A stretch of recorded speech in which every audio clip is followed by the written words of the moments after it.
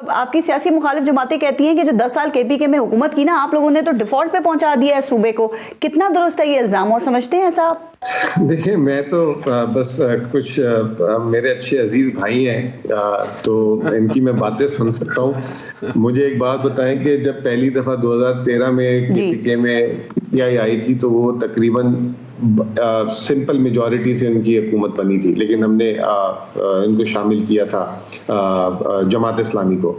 پھر 2018 میں ہم آئے تھے تو ہم 2/3 سے آئے تھے اور الحمدللہ اس دفعہ ہم 85% سے آئے ہیں. پاکستان کا یہ واحد صوبہ ہے جس میں ایک جماعت کو اتنی اوور ویلمنگلی سیٹیں ملی ہیں.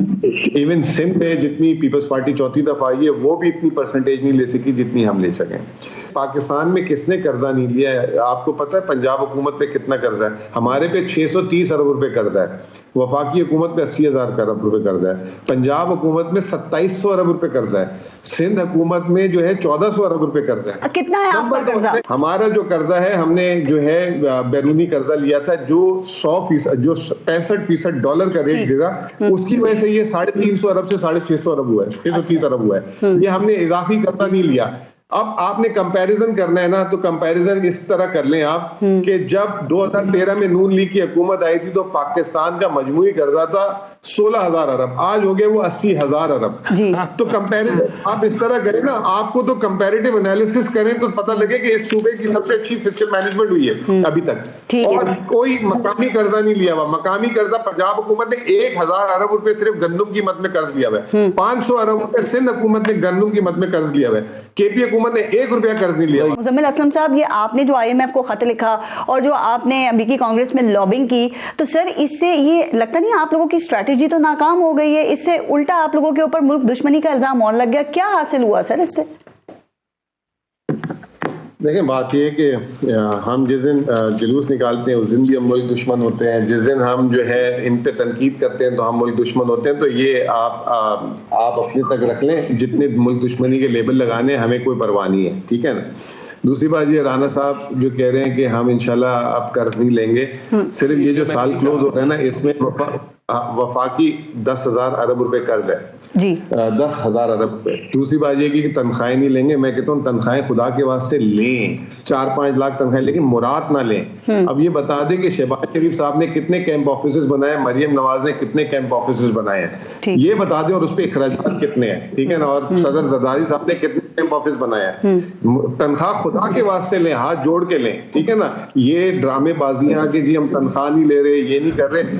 کبھی ہم ان کے لکھتے ہیں کہ اخراجات بتائیں کہ کہاں اس ملک میں گئے تھے, کتنے اخراجات کیے, کبھی اس کی ڈیٹیلز نہیں دیں گے. پھر کہتے ہیں کہ جی اپنی جیب سے خرچ کر آئیں, اس کو ٹیکس ریٹرن میں نظر نہیں آتی. اگر جو جیب سے خرچ کر آتے ہیں تو ٹیکس ریٹرن میں اس کے اخراجات دکھا دیں. میں آپ کو کیمپ آفیسز کا بتا دوں, کوئی کیمپ آفیسز نہیں کرنے دیں, کمپلیٹ کرنے دیں. میں یہ کہہ رہا ہوں کہ آپ تصدیق کرتے ہیں. پچھلی دفعہ 18 مہینے میں تو شہباز صاحب نے 3 کیمپ آفس لیے تھے, ٹھیک ہے نا, اور وہ میں آپ کو چیلنج کر سکتا ہوں پچھلے 18 مہینے میں جب وہ آئے تھے ملک کو ڈیفالٹ سے بچانے کے لیے. اور دوسری بات یہ کہ آئی ایم ایف تو یہ جو پچھلا پروگرام تھا اسحاق ڈار تو فیل ہو گئے تھے, 10 مہینے میں پروگرام نہیں لے سکے تھے. اس کے بعد وہ پروگرام ہمارے پاس آئے, ہم نے اس پہ ہمت کی, اور اس کے بعد بھی قسط بھی ہم نے جاری کروائی, اور پھر جب ہم نے لیٹر لکھا اس کا جواب بھی آئی ایم ایف نے ہمیں دیا ہے. ہم تو بھائی اس ملک کو بہتر کرنے کی کوشش کر رہے ہیں. ابھی یہ اللہ خیر کرے, یہ جو نیا آئی ایم ایف کا پروگرام لینے جا رہے ہیں اس میں جو یہ آنکھیں بند کر کے جو چیزیں سائن کرنے جا رہی ہیں, ان کو آپ کو پتہ لگ جائے گا کہ ملک میں کیا ہونے والا ہے مہنگائی کے لیے. سر لیکن یہ تو ایک آخری بات, مزمل اسلم صاحب, رانا احسان صاحب بڑے کانفیڈنٹ لگ رہے ہیں, ان کی گورنمنٹ بھی بڑی پراعتماد ہے. وہ کہتے ہیں ہم ادائیگیاں بھی پوری کریں گے اور آئی ایم ایف کے ساتھ انویسٹمنٹ بھی آئے گی ملک میں. پچھلی دفعہ جب 18 مہینے پہلے آئے تھے نا, اتنے کانفیڈنٹ تھے. آپ کی سوچ ہے, یہ تو پتہ نہیں پاکستان کو کیا بنانے والے تھے. تو ان کے کانفیڈنس سے ڈریں آپ. مطلب وہ کہتے ہیں وہ ڈیفالٹ نہیں ہوگا, انویسٹمنٹ بھی آ جائے گی, معاملات بھی بہتر ہو جائیں گے. آپ کو ایسا لگتا ہے؟